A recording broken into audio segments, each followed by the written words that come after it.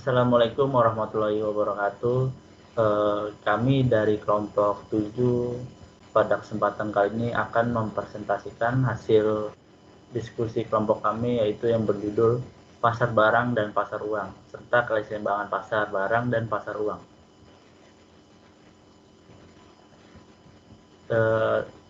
Saya akan memperkenalkan nama kelompok. Yang pertama ada Muhammad Nurul Albab, lalu yang kedua Satrio Bagas Ginanjar, lalu yang ketiga saya sendiri, Fikri Baraka Junaidi, lalu yang keempat Siti Mairani Jaisman, dan yang terakhir ada Muhammad Raffiananda Putra.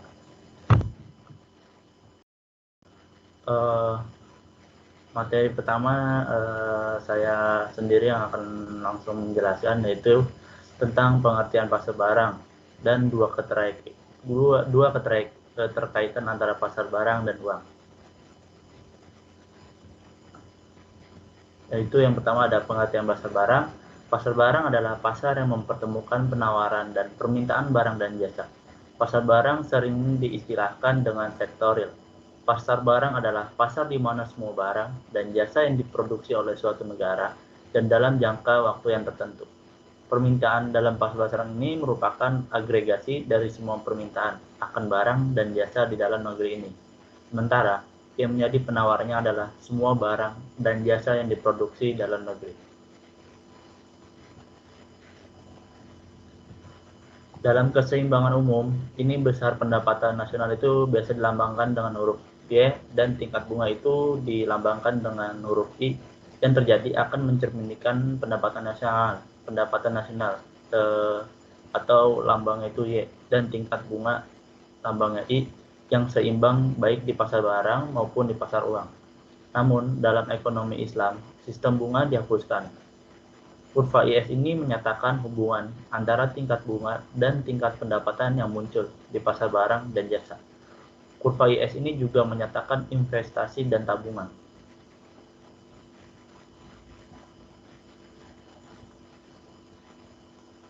Dengan asumsi perekonomian tertutup, di mana ekspor adalah nol, maka pengeluaran yang direncanakan sebagai jumlah konsumsi atau biasa dilambangkan dengan huruf C, investasi yang direncanakan dilambangkan dengan huruf I, dan pembelian pemerintah dilambangkan dengan huruf G. Jadi rumusnya itu E sama dengan C ditambah I ditambah G, di mana C sama dengan C dikali Y dikurang T. Persamaan ini menunjukkan bahwa konsumsi tergantung pada pendapatan disposable atau Y dikurang T, yang merupakan pendapatan total Y dikurangi pajak atau T. Diasumsikan investasi yang direncanakan adalah tetap atau I, lambangnya dengan I, dan di kebijakan fiskal tingkat pembelian dan pajak pemerintah adalah tetap G dan T, sehingga dikomunikasikan menjadi E sama dengan C dikali Y dikurang T ditambah I ditambah G. Selanjutnya, perekonomian berada dalam keseimbangan atau equilibrium ketika pengeluaran aktual sama dengan pengeluaran yang direncanakan.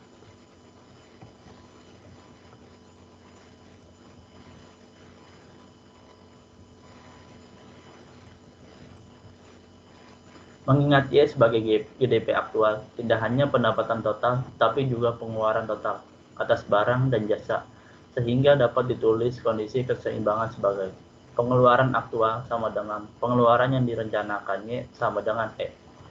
Lalu dapat kita simpulkan kurva IS ini menunjukkan kombinasi dari tingkat bunga dan tingkat pendapatan yang konsisten dengan keseimbangan dalam pasar untuk barang dan jasa. Perubahan dalam kebijakan fiskal yang meningkatkan permintaan terhadap barang jasa akan menggeser kurva IS ini ke kanan. Lalu perubahan dalam kebijakan fiskal yang mengurangi permintaan terhadap barang dan jasa akan menggeser kurva IS ini ke kiri.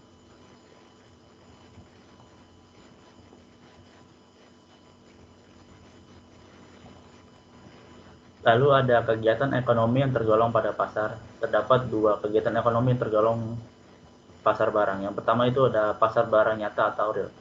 Pasar yang hanya menjual barang dalam bentuk dan fisik yang jelas. Contohnya ini pasar Kebayoran Lama atau pasar Senin. Lalu yang kedua, pasar barang abstrak. pasar yang menjual produk tidak terlihat secara fisik. Contohnya ini seperti pasar komoditas atau komoditi yang menjual barang-barang semu seperti pasar karet dan pasar tembakau. Lalu ada dua keterkaitan antara pasar barang dan pasar uang. Yang pertama ini ada pendapatan dan permintaan uang. Permintaan uang ini tergantung pada pendapatan. Pada saat output pendapatan, agregat meningkat dan jumlah transaksi yang memerlukan penggunaan uang pun meningkat. Pendapatan yang ditentukan di pasar barang memiliki pengaruh besar atas permintaan uang di pasar uang. Lalu yang B ada belanja investasi yang direncanakan dan tingkat bunga. Belanja investasi yang direncanakan bergantung pada tingkat bunga. Semakin tinggi tingkat bunga, maka semakin rendah tingkat belanja investasi yang direncanakan. Selanjutnya akan dijelaskan oleh teman saya. Terima kasih.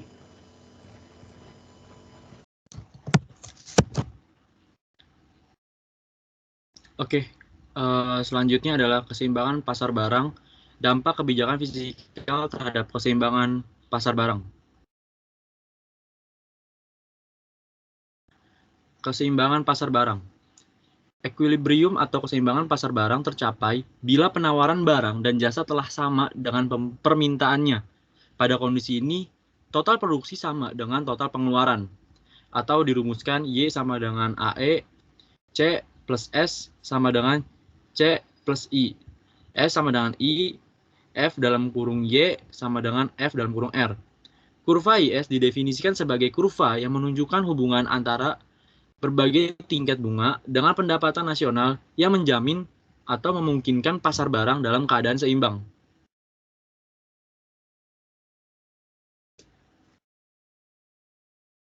Lalu selanjutnya adalah pergeseran kurva IS. Pergeseran kurva IS menunjukkan terjadinya perubahan tingkat autonomus. Jika investasi autonomus meningkat, kurva investasi akan bergeser ke kanan yang menyebabkan kurva IS bergeser ke kanan yang dari IS 0 ke IS 1 seperti pada gambar. Begitupun juga sebaliknya dengan investasi autonomus yang menurun.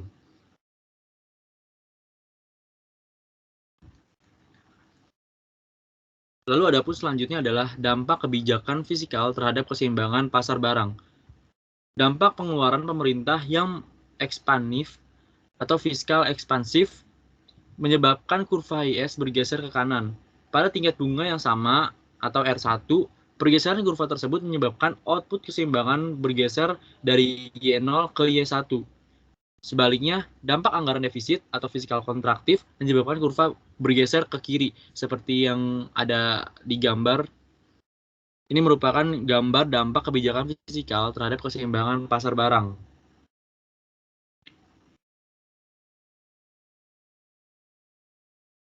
Oke, selanjutnya akan dilanjutkan oleh Siti Melanie Jayusman. Terima kasih.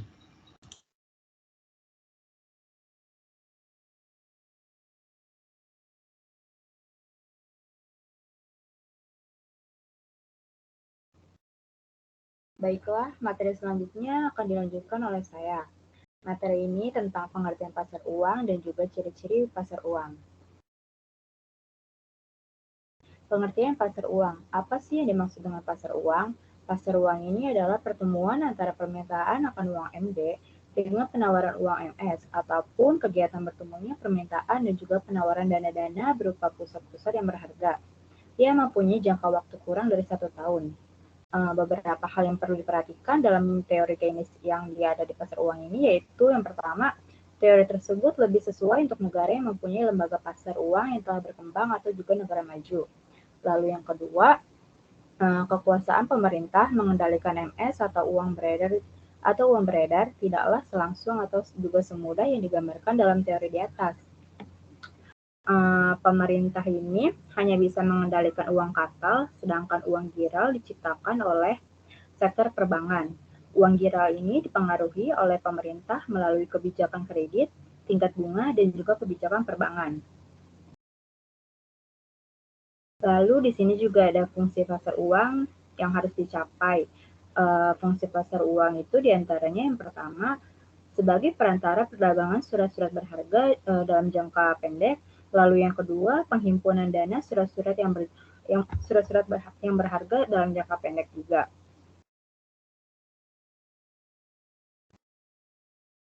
Lalu, kemudian juga ada tujuan dari pasar uang. Pasar uang dalam menjalankan tugas dan fungsinya memiliki tujuan-tujuan yang harus juga dicapai. Tujuan pasar uang ini antara lain sebagai berikut. Dari pihak yang menanamkan dana, ini ada membantu bagi pihak-pihak yang mengalami dan juga menjalani kesulitan. Lalu yang kedua, ada spekulasi. Yang ketiga, untuk mendapatkan penghasilan dari tingkat suku bunga dari pihak yang membutuhkan dana. Nah, pihak yang membutuhkan dana ini tuh ada 4. Yang pertama yaitu memenuhi kebutuhan akan modal kerja. Lalu yang kedua memenuhi kebutuhan dalam jangka waktu yang pendek. Yang ketiga memenuhi kebutuhan likuiditas. Lalu yang terakhir ada sedang mengalami kala clearing.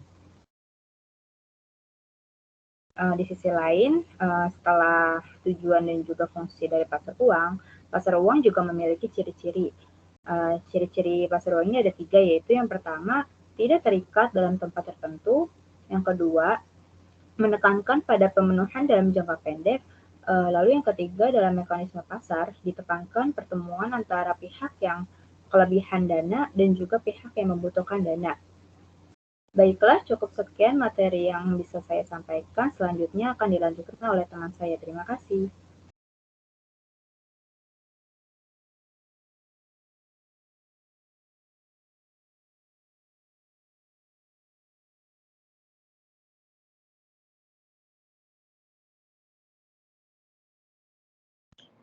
Baik, sebelumnya izinkan saya untuk melanjutkan presentasi ini.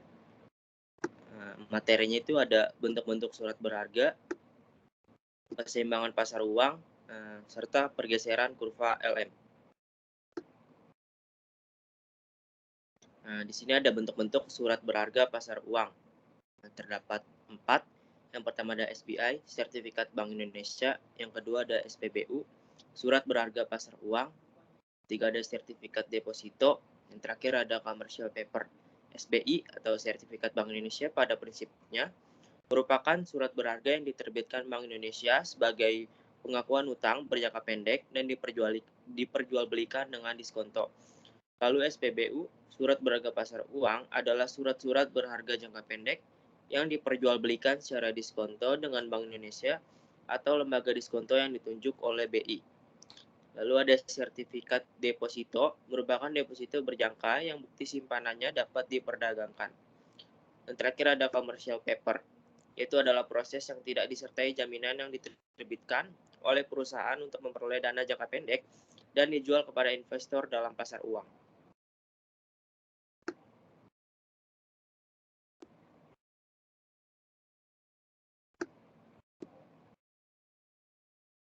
Baik, materi berikutnya ada keseimbangan pasar uang. Keseimbangan pasar uang ini tercapai bila permintaan uang atau L telah sama dengan penawaran uang M. Jadi L sama dengan M. Kurva LM ini menunjukkan kombinasi tingkat bunga dan tingkat pendapatan yang konsisten dengan keseimbangan dalam pasar untuk keseimbangan uang real. Kurva LM menggambarkan hubungan di antara tingkat pendapatan dan tingkat bunga. Semakin tinggi tingkat pendapatan, semakin tinggi permintaan terhadap keseimbangan uang real.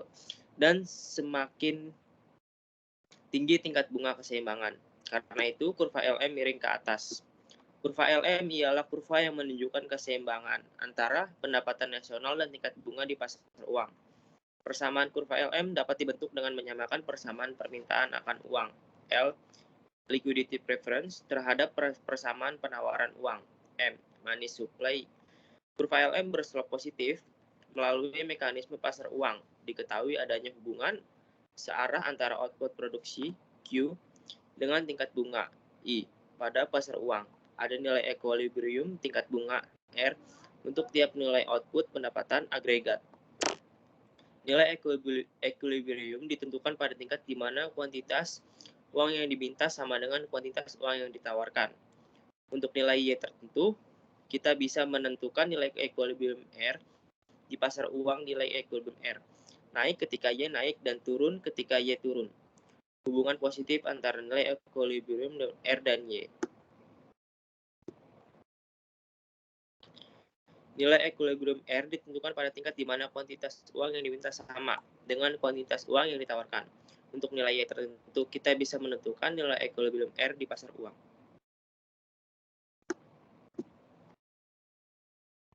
Lalu berikutnya ada pergeseran kurva LM. Kurva LM akan bergeser bila permintaan dan atau penawaran uang berubah. Nah, seperti lihat di gambar, jika ada penambahan jumlah uang beredar dan permintaan uang bertambah, maka kurva LM akan bergeser ke kanan dari LM0 ke LM1. Begitu pula sebaliknya jika jumlah uang beredar dan permintaan uang berkurang, maka kurva LM akan bergeser ke kiri. Baik, itu saja materi yang bisa saya sampaikan. Nah, selanjutnya akan dilanjutkan oleh teman saya.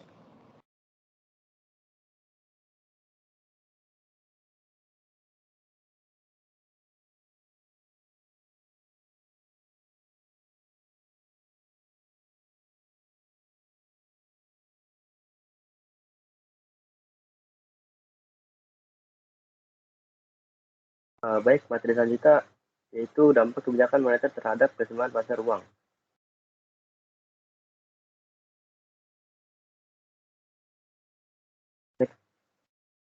Dampak kebijakan moneter terhadap keseimbangan pasar uang itu kontraksi moneter atau pengetatan moneter berhubungan dengan penurunan penawaran uang. Ketika terjadi peningkatan penawaran uang tersebut juga sebagai ekspansi moneter. Kebijakan moneter tidak mempengaruhi kurva IS, tetapi hanya mempengaruhi kurva LM. Misalnya ketika terjadi peningkatan penawaran uang, kurva LM akan bergeser ke bawah.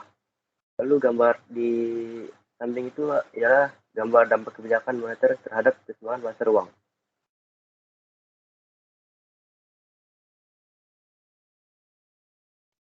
Lalu materi selanjutnya ada equilibrium pada kedua pasar barang dan pasar uang. Yang pertama ialah diagram IS atau YML ada kurva IS dan YML bersama-sama dalam satu grafik. Titik di mana kedua kurva berpotongan adalah titik di mana equilibrium terjadi pada kedua pasar barang maupun pasar uang, merupakan titik pertemuan IS dan LM yang menggambarkan keseimbangan pasar barang dan pasar uang secara bersama-sama atau dalam kurung simultan. Lalu peningkatan pembelian, yang kedua ada peningkatan pembelian pemerintah dalam kurung G. Nilai equilibrium Y dan R dipengaruhi oleh perubahan G, kebijakan fiskal. Peningkatan G menyebabkan nilai equilibrium Y dan R yang lebih tinggi. Diilustrasikan dalam grafik penurunan G menyebabkan nilai equilibrium Y dan R lebih rendah karena tingkat G yang lebih rendah menyebabkan kurva IS bergeser ke kiri. Peningkatan penawaran uang dalam kurung MS, nilai equilibrium Y dan R terpengaruh oleh perubahan MS kebijakan moneter. Peningkatan MS menggeser kurva LM ke kanan. Oleh sebab itu, peningkatan MS menyebabkan nilai equilibrium yang lebih tinggi dari Y dan nilai keseimbangan R yang lebih rendah.